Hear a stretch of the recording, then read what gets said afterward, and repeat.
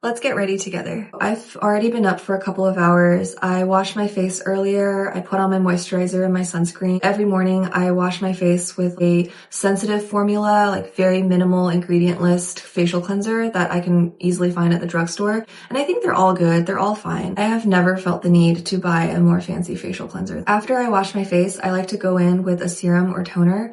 And I've tried several, especially like K-Beauty serums and toners, but I don't really feel any type of way about any of them, except for the more recent, like milky toners. I'm thinking of Laneige Cream Skin. I really like that one, and I bought like a huge bottle of it, but I didn't end up repurchasing just because it felt a little bit pricey for what it was, and I was curious about this one by Prequel.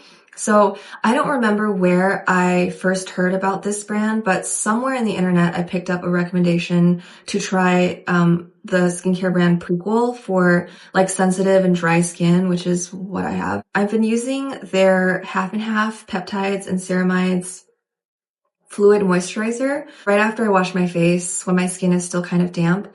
And I really like this for just making my skin feel much more comfortable and not as tight throughout the day. It's very noticeable when I apply this and when I don't. It's basically like a super watered down lotion. It's kind of like a runny, milky fluid.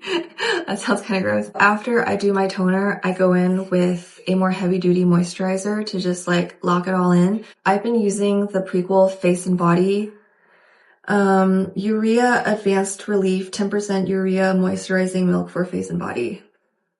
Wow. So I suffer from KP, keratosis pilaris, which is basically where your skin forms these little crystalline keratin deposits, and they feel like little hard bumps right under your skin. I read that urea is a mild keratolytic agent. This was recommended on like a discussion forum for KP sufferers. I mean, this is huge. It's 13.5 fluid ounces. I got it in a pack of 2 on Amazon for, I want to say, $20. I'm almost done with my first bottle, but this has easily lasted me, I would say, like 5 months. I'm not entirely sure how good it is at controlling my KP because I've just used other actives as well that might be more effective than this alone. But as a moisturizer, it performs really well. I have 0 complaints. The last 2 steps of my morning skincare routine are spot treating with azelaic acid and my SPF. This is probably my favorite sunscreen that I've ever tried, and I've tried so many. I am very annoyingly allergic to a lot of chemical sunscreens, including Korean chemical sunscreens. I don't know what exact ingredient in there is triggering it, and it took me a really long time to figure this out. I always assumed it was, from like a skincare active or something, but my eyes would water throughout the day. If it was bad, I would get full-on hives. So yeah. If you suffer from like a weird skin rash from time to time and your eyes and your nose run and you don't know why, it might be your sunscreen. Enough yapping. We gotta get ready. I'm going to dry shampoo my hair. I'm using the K18 dry shampoo. I don't know what this is, but I'm so happy I let myself be influenced into buying this because it's like changed my life. Like, do you see how strange and wonderful this is? It comes out wet. It's like a wet spray. It's not like an aerosolized powder the way other dry shampoos are.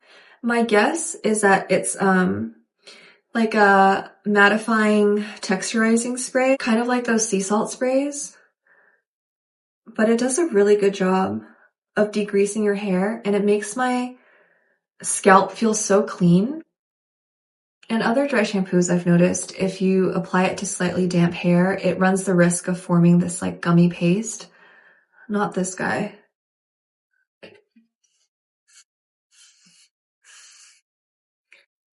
Okay, it smells really good.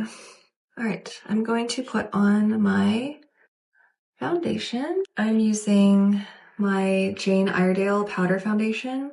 I use the shade Bisque in the winter and then Warm Silk layered on the corners of my face in the summer. I love this foundation. I have purchased this 6 times, I think, according to my Amazon history. And I think it's advertised as having like SPF 20, which I mean, I'll take it. I would say the coverage is medium.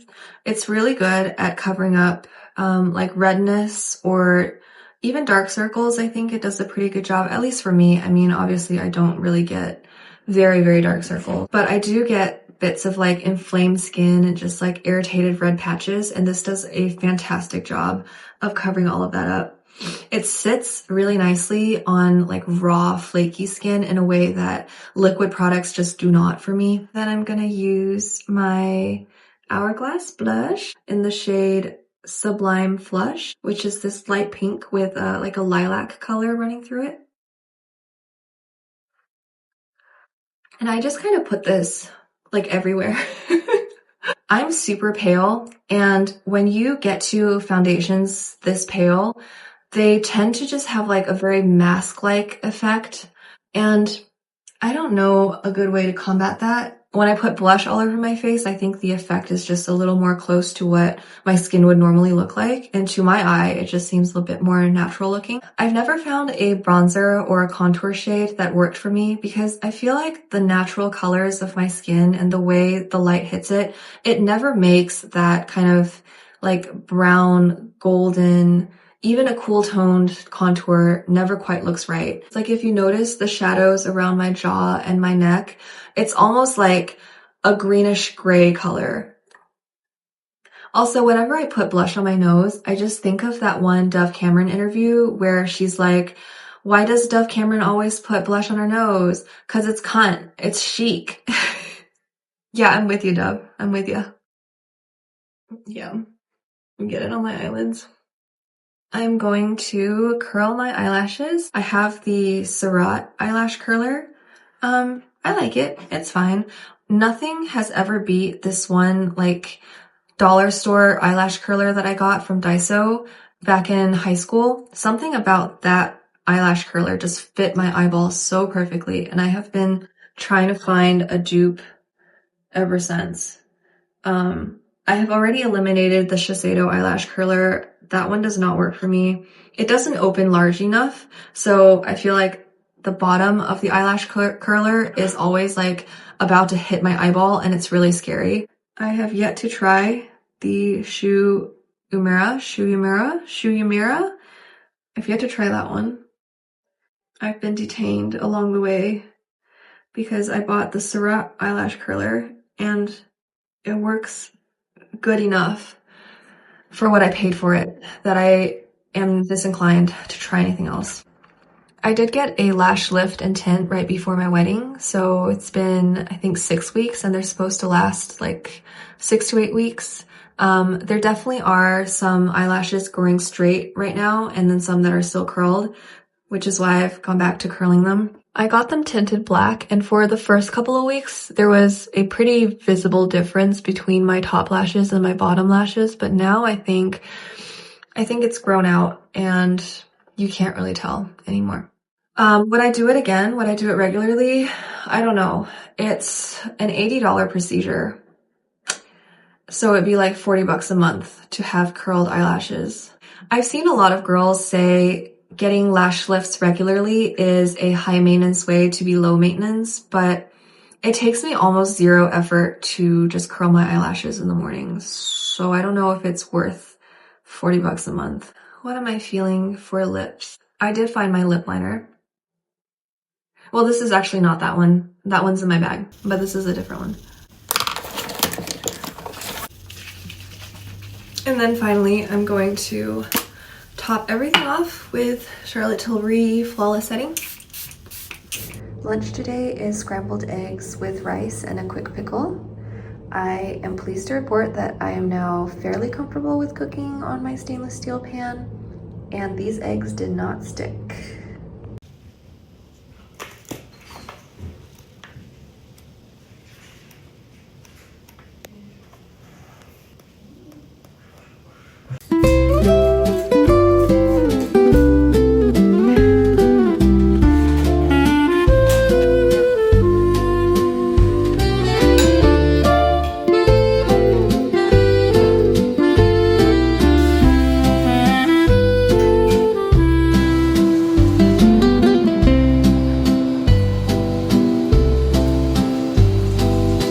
Gentle.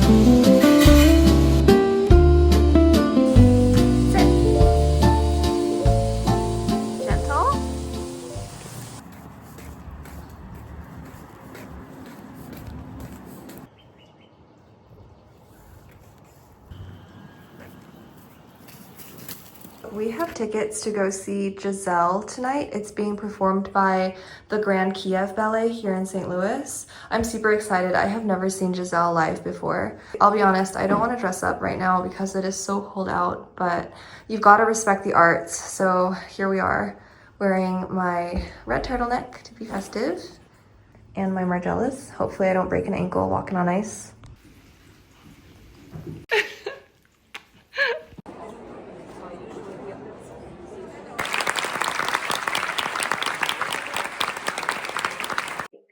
I'm gonna make some tea and then I'm gonna tell you all about the ballet.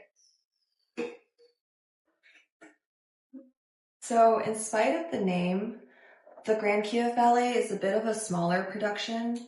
I think the principals and the director are bona fide Ukrainians.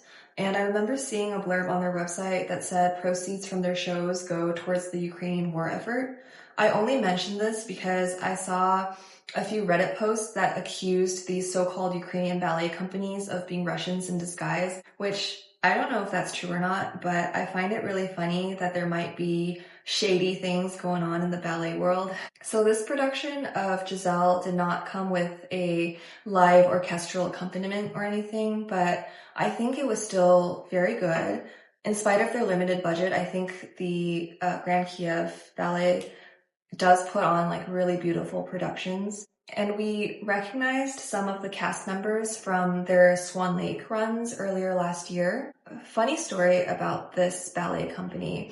So last October, Ala and I bought tickets to go see Swan Lake in Chicago.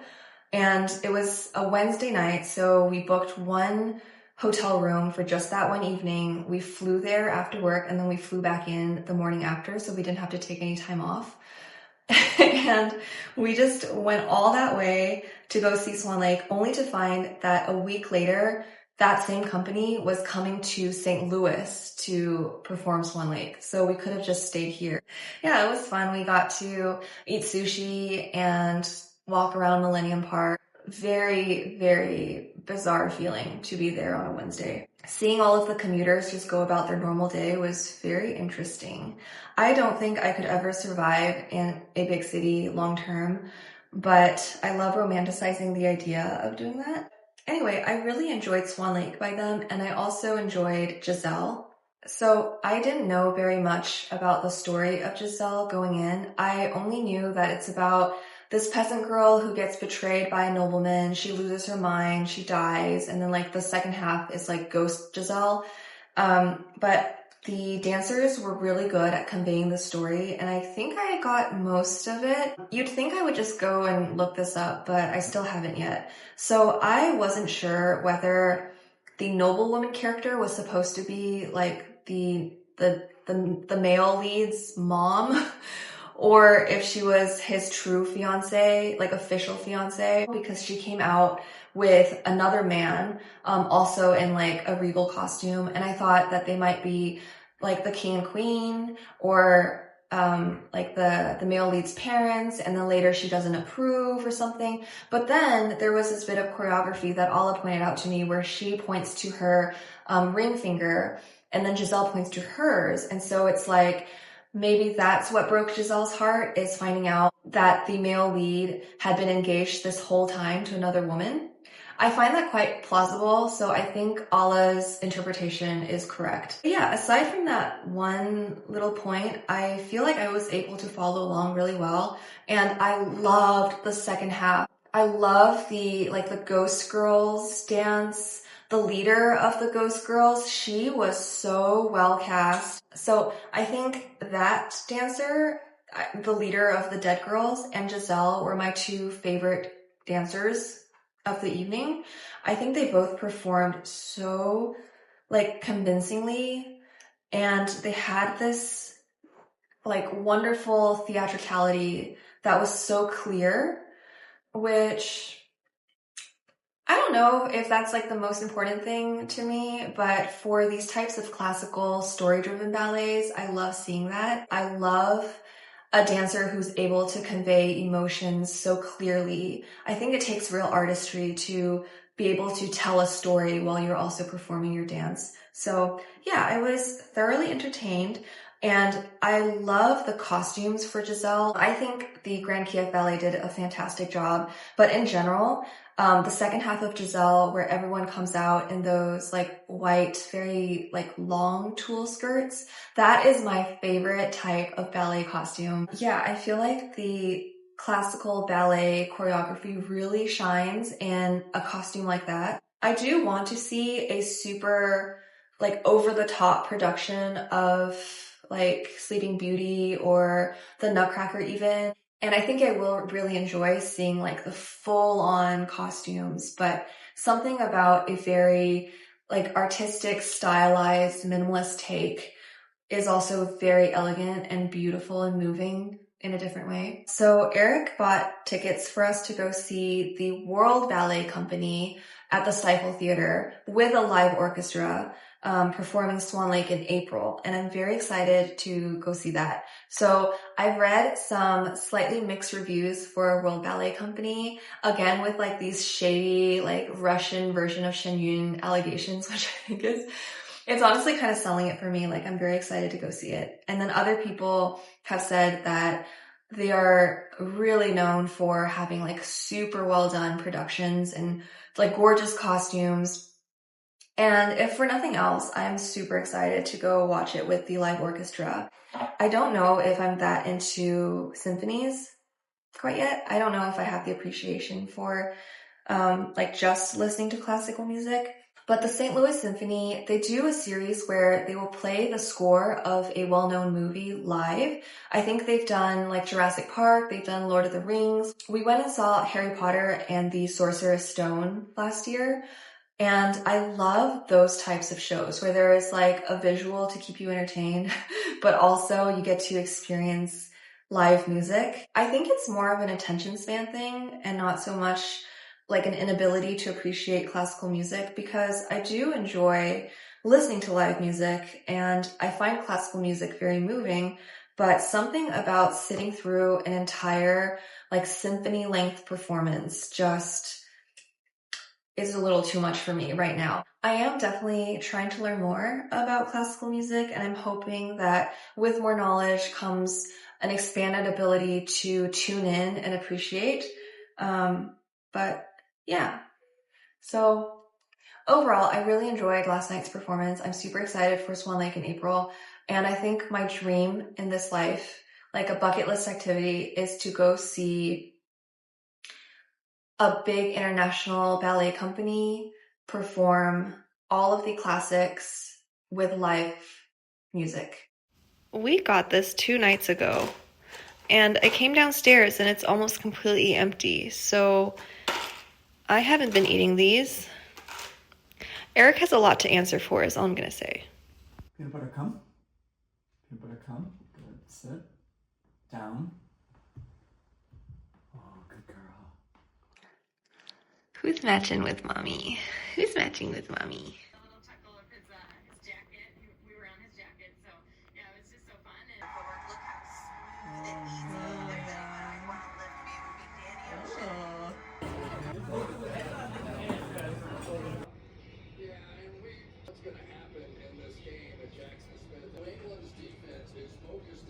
We finally have the carpet runner complete. We went with this woven texture carpet instead of a tufted one, and it's this light blue and beige houndstooth pattern that we got serge bound on the edges in the same matching blue color so that it looks more like a rug and less like a piece of carpet. The material is 100% wool and it feels really well made. It does shed a little bit right now, but not a lot has come off. And so far it feels very easy to clean, surprisingly. Yeah, I've taken a bunch of cat hair off already with just a vacuum, and I'm not really sure about how stain resistant this will be, but pleasantly surprised by how durable it feels. I really like the colors with the warm wood. Hi, cat. I'll be honest, I chose this light blue pattern because I imagined peanut butter sitting on these stairs, And we all know blondes look really good in baby blue, so. I want to show you some stationery I got lately. I feel like this is the year of analog journaling for everyone. I think notebooks are super trendy right now, especially like leather notebook covers and refillable inserts, which is what I got. So lately I've been using Stology notebook inserts inside of a Moterm leather cover. I feel like this is one of the best quality notebook covers I've ever tried. I love the stitching and the way the edges are finished. I think this is much more durably made than the Royce New York notebook covers that I bought for myself and Eric for Christmas. Those unfortunately don't fit the Japanese A5 inserts, which I found surprising. I thought A5 was an international standard size, but I guess not. So the notebook I have in here right now is this plain one by Stology. This is my favorite notebook series. They're also really easy to find, which is one of the reasons I like them so much. And now Barnes & Noble also carries these, which is great. I used to buy them online from Japanese stationers. They are very affordable, but it just took forever for them to get here. And I love these for the binding and the paper quality. So if you have used any type of Japanese stationery before, you might be familiar with this type of paper. It's that very thin, very glidey, super smooth paper that feels really nice when you're writing with a gel pen or a fountain pen. And speaking of pens, I've been getting into fountain pens again lately. This is partly inspired by my PhD co-advisor who always carries around a Lamy Safari, which I think is super chic. He is an older gentleman, and whenever I see him whip out his Lamy to take notes, I always feel like that is such an elegant way to live, and I want to be just like him. And I do own a couple of Lamy Safaris. I just don't know where they went. It's a bit heart-wrenching to think I might have lost a $30 pen. Lately, I've been getting into Japanese fountain pens, which are quite affordable, especially the entry-level ones, and they have really cute colors. So I got 3 Pilot Kakunos. This one in the clear barrel is an extra fine nib, which I think is a 0.3 millimeter equivalent. And these 2 in the more milky translucent colors are fine nibs, which are around a 0.5 equivalent. They all write super smoothly, and I'm really excited to start journaling with these. So this year I want to journal more consistently, but also in a more relaxed and intentional way. I've been journaling off and on my entire life in long form entries that chronicle my days, things I've done, people I've met, food I ate, thoughts I've had, stuff like that. But lately it's been feeling a little bit redundant because I also use my 10-year journal by Miori. This is just like a 5-year journal, but longer. Duh. This is hands down the best journaling decision I've ever made. I am now starting year 5, and whenever I read an entry, I am immediately taken back to a moment that otherwise might have been lost forever to me. So I find this super rewarding, and I highly recommend that everyone start a 5 or 10-year journal. You don't have to go out and buy one of these. You can just make one yourself in a blank notebook. But I do love the quality of this journal, and I don't regret for a second buying it. I also got this leather cover for it off of Etsy from a Ukrainian seller.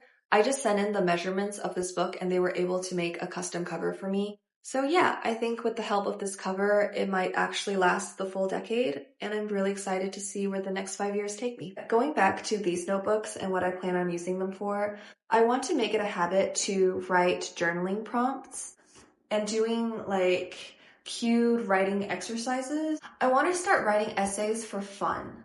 Does that sound insane? These days, with the advent of ChatGPT and all of these tools that help write for us, I find it really rewarding and important and meaningful in a way I can't quite verbalize to formulate a complete idea and write it down.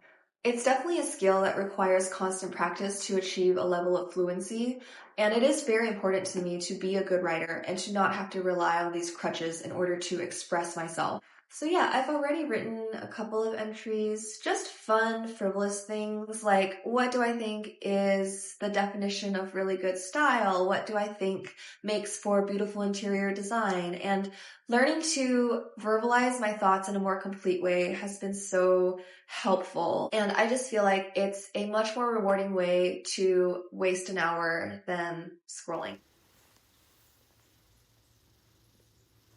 It's our month anniversary tonight, And Eric has reservations to Polite Society, which is one of my favorite restaurants here in St. Louis.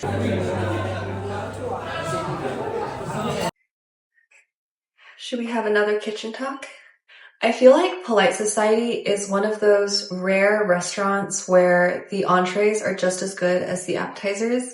We also tried this poached apple salad with like whipped goat cheese, honey, and pistachios, and that was so good. I had a little crispy chicken plate for my entree. Eric had the stracciatella with bolognese, and for dessert we shared like a apple cobbler jar with vanilla ice cream. Also so good.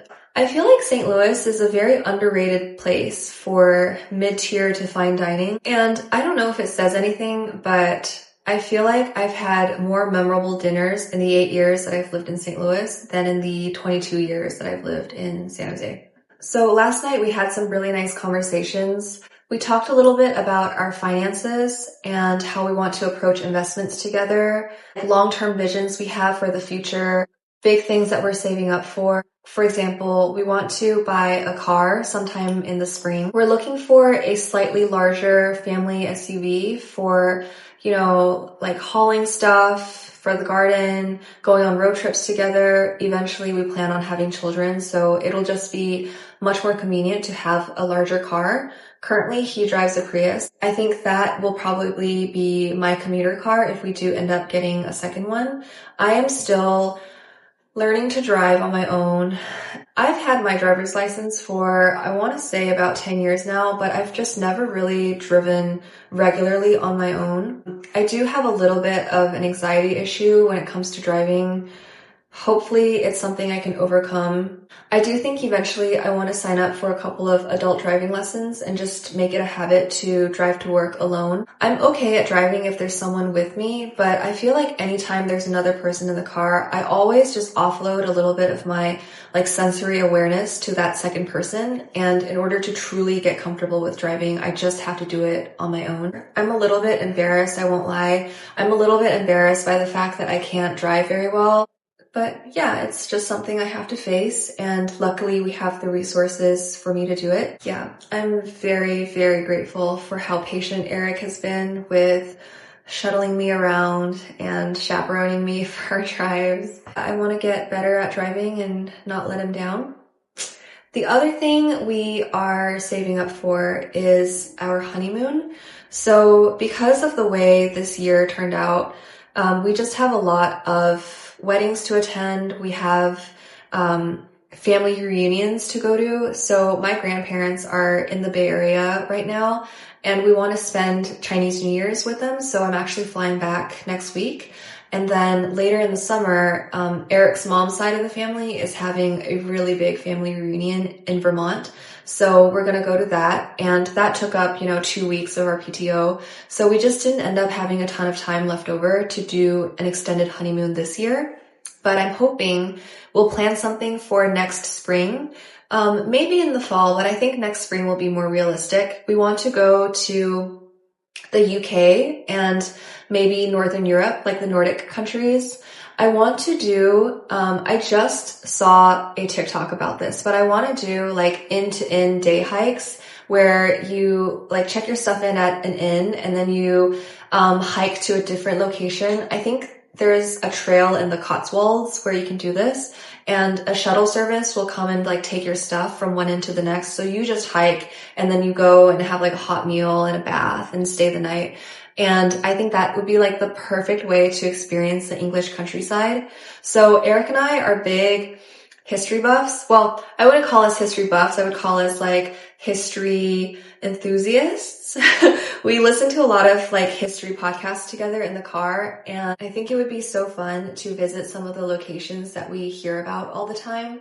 I'm also reading, what's it called? Pillars of Earth? No, I don't remember what the title is. It's the book by Ken Follett about cathedral building. I queued this up on Audible a long time ago, and I didn't like the narrator, so I decided to just read the book for myself. But I'm about a couple chapters in right now. I think it's called Pillars of Earth. Yeah. I love the introduction that Ken Follett wrote for that book where he talks about his love for cathedrals. He mentions like Peterborough Cathedral, and I'm dying to see these places for myself. I loved touring the medieval churches last 2 years ago when I was visiting Europe with my mom. We took a guided tour where we flew into Rome on Christmas Eve and we left from Paris the day after New Year's. And it was such a memorable, amazing experience. I really wish we had more time to just explore on our own. But at the same time, I'm really grateful that it was a guided tour because the language barrier was so anxiety inducing that I don't know if we would have had nearly as much fun if we were just left to our own devices in Paris. So yeah, I'm really excited for planning the honeymoon. If anyone has any suggestions for what we should do, I would love to hear it. We like museums, we like churches, we like cute bed and breakfasts, we enjoy day hikes, and we're trying not to spend a ton of money. So if you know of affordable places to stay or like travel hacks for getting around, please let me know. I would love to hear. After we talked about our finances, we shared our plans for starting these different creative hobbies we've been thinking about. Eric has been setting up his workspace for printmaking for a while now. He bought a larger press last year and we have it set up in the basement. Upstairs, I've put together like a little studio space for us. So we've got a little desk in there. I have my easel and all of my painting supplies. I want to start a new painting maybe when we come back from this Chinese New Year's trip. I have a couple of ideas. I also have been meaning to learn how to paint with gouache. So last year for my birthday, I think Eric bought me a set of paints. And then right after that, I also got myself like a bigger set of different gouache colors. I still haven't opened it yet. I've just been putting it off. I think it's just this idea of like needing to learn a new medium is slightly stressing me out. I've become so comfortable painting with acrylic that it almost like hurts my ego to start over and try something new. I get frustrated all the time when something that I know would be super easy for me to do in acrylic is really challenging in a different medium. I felt this way, believe it or not, when I was doing Procreate sketches on my iPad. I was like, why can't I just make these colors blend the way that I could with a real brush? But I do really want to start painting like little miniatures. I follow this girl on Instagram. I think her name is like Guan's Art.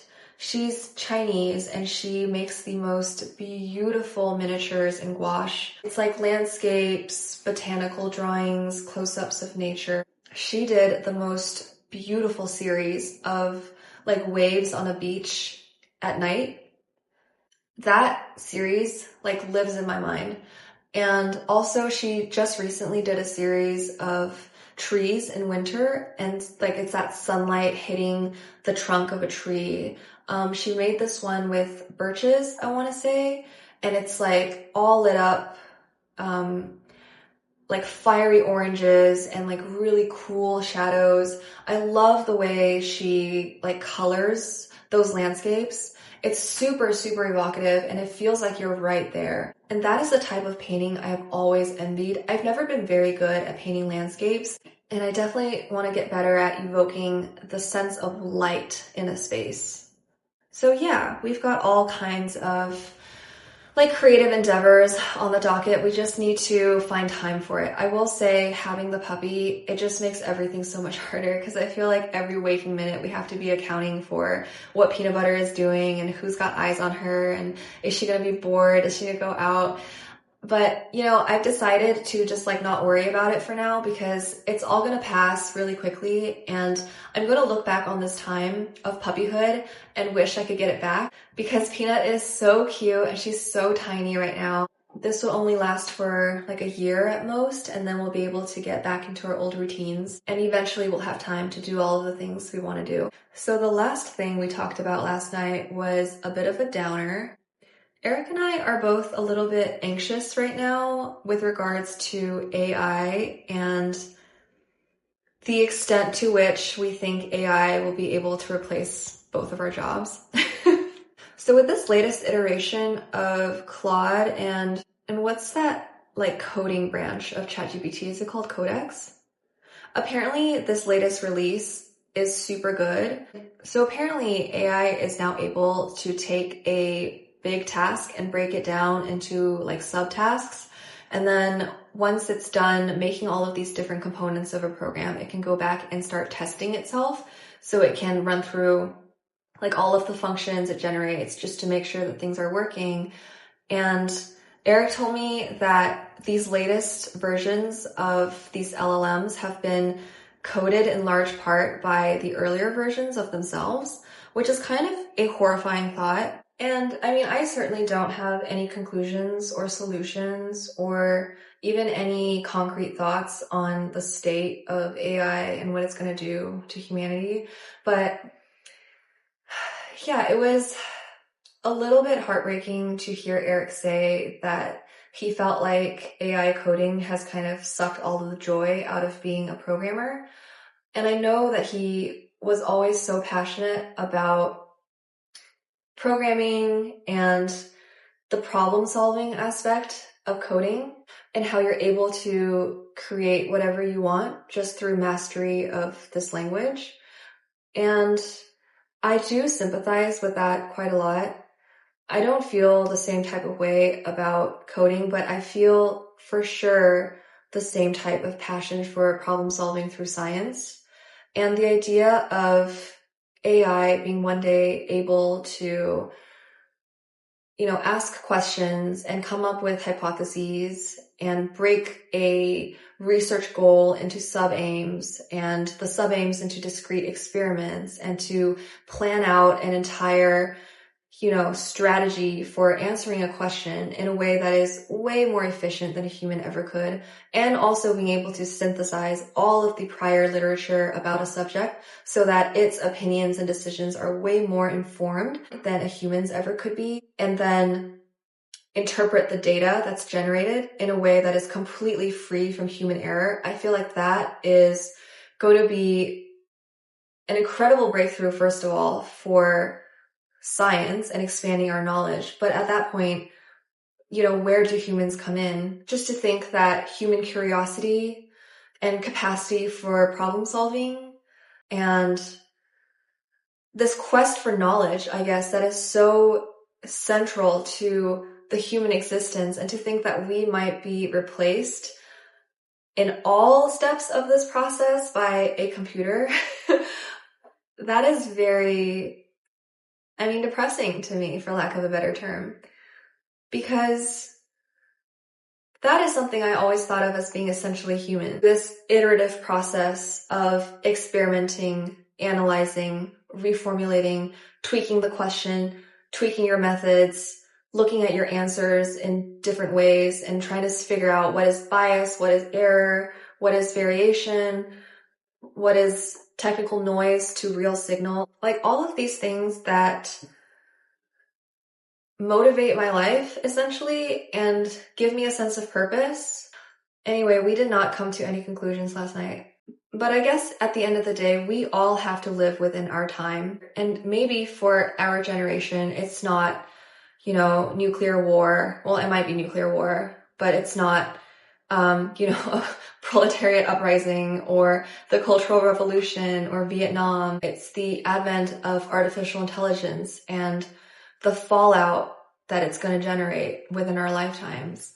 I don't think there's ever been a period of human history without conflict and terrible tragedy. And so this is just the problem of our time. I didn't live through the wild, wild days of nascent capitalism, the plague, or child labor, or conscription. And instead, I'm just living through the robot takeover. So many things are happening right now. So many things to pay attention to. Okay, I'll leave you with that. I gotta go do other stuff. Bye-bye.